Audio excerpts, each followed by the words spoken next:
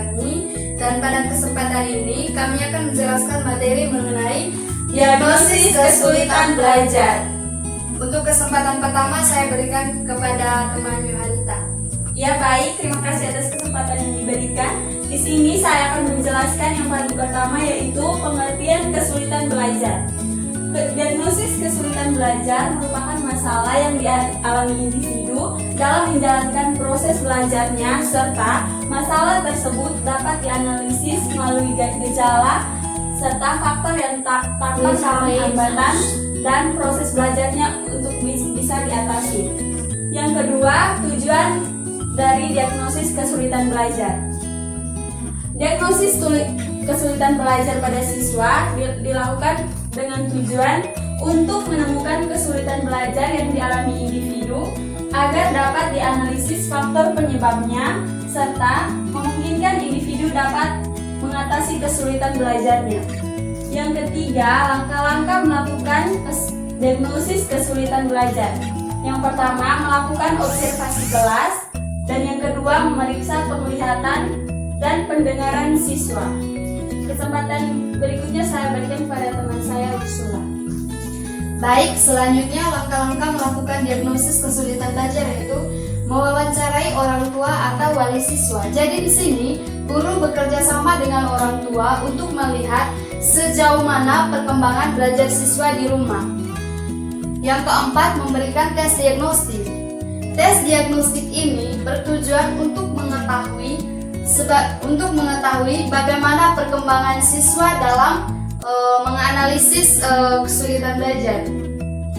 Selanjutnya, faktor-faktor yang mempengaruhi kesulitan belajar. Yang pertama, faktor internal. Faktor internal yang mempengaruhi kesulitan belajar. Yang pertama, aspek fisiologis. Yang kedua, aspek psikologis. Faktor yang kedua, faktor eksternal. Faktor yang mempengaruhi kesulitan belajar dalam faktor eksternal, yang pertama keluarga. Jadi, keluarga merupakan faktor utama dan yang paling penting dalam proses kegiatan belajar mengajar seseorang atau individu. Di sini, jika individu berada dalam keluarga yang memiliki ekonomi yang lemah atau kurang perhatian dari orang tua, itu akan berpengaruh pada proses belajarnya.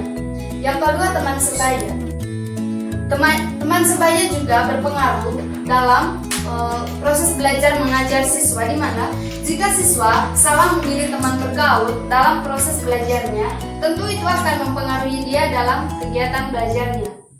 Yang ketiga, lingkungan sosial. Lingkungan sosial ini juga sangat berpengaruh dalam proses belajar mengajar siswa. Yang terakhir, cara mengatasi kesulitan belajar. Yang pertama, melakukan tes diagnostik.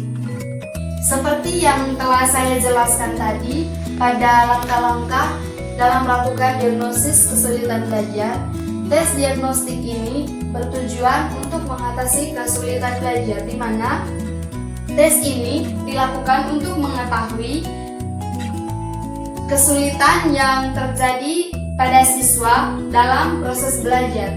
Yang kedua, mendalami pemahaman tentang faktor yang mempengaruhi keberhasilan belajar siswa.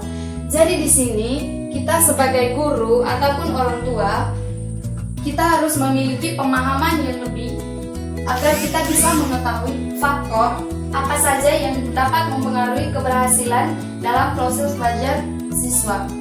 Yang ketiga, mencari sumber masalah yang melatar belakangi munculnya kesulitan belajar siswa dan mencari solusi untuk mengetahui.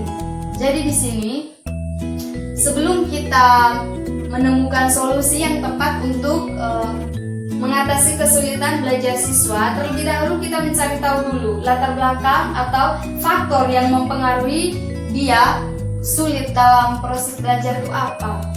Setelah mengetahui sumber masalahnya, baru kita mencari atau menemukan solusi yang cocok untuk masalah tersebut. Yang keempat, menentukan jenis bimbingan yang dapat mengatasi kesulitan belajar siswa.